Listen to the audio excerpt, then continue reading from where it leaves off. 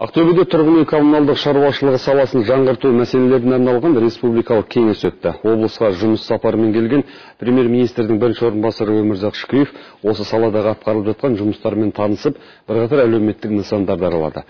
Осы өңірдегі тілшіміз Нұргүл Қонақбаева әңгімелейді.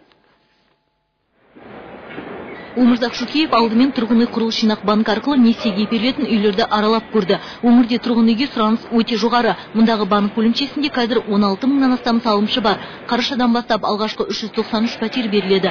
2012-13 жылдарға арналған бағдарлама бойынша үйлер жаңадан бой көтеретін Ақтөбе Сити мөлтек ауданында салынатын болады, деді банк бөлімшесінің директоры. Былтыр біз 2 миллиард ақша жинасақ бір жылдың ішінде. 10 айдың ішінде бізге қазір сол былтырғы салымды 10 айдың ішінде салып жатыр. Өмірзақ Шөкеев осы жылдың мамыр айында пайдалануға берілген 11 қабатты элиталық үйдің құрылысымен де танысты. Мұнда үкімет басшысының бірінші орынбасарының назарына жергілікті кәсіпорындардың көрмесі ұсынылды. Олар су, жылу, электр қуатын үнемдеуге арналған заманауи технологияларын енгізіп жатқандарын айтты. Бұдан кейін Өмірзақ Шөкеев Ақтөбедегі толықтай күрделі жөндеуден өткен үйлердің тұрғындарымен кездесті.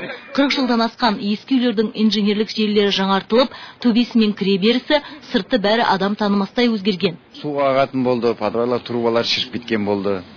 Көне болды, алмастырылмады. Қазір мына осындай программа шыққан бізге өте тиімді. Тұрғын үй коммуналдық шаруашылығын жаңғырту бағдарламасын жүзеге асыру мәселесіне арналған кеңесте еліміздің 4 өңірінде, атап айтсақ, Алматы, Өскемен, Қарағанды және Ақтөбе облыстарында үйлерді жөндеу қарқынды жүргізілуде. Бірақ тұрғындар арасында ақпараттық насихат жұмыстары әлі жеткіліксіз, деді Қазақстан Республикасы құрылыс және коммуналдық шаруашылық агенттігінің төрағасы Серік Нокин.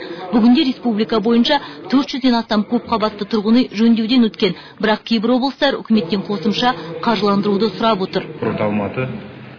Алматы қаласы бұл бағытта жақсы жұмыс жасауда. Біртұтас квартал 45 үй жөндеуден өткізілді. Келесі жылы жөнделетін үйлер саны одан да көп. Жалпы тұрғындар түсіністікпен қарап, ескі үйлерін қайта жаңғыртуға келісімдерін беріп жатыр. Жалпы еліміз бойынша мұндай жұмыстар алдағы жылда жалғасады. Премьер-министрдің бірінші орынбасары кеңестен соң Алға ауданы Бестамақ селосы маңындағы инвестициялық жобамен танысты. Нұргүл Қонақбаева, Александр Степаненко, хабар агенттігі, Ақтөбеден.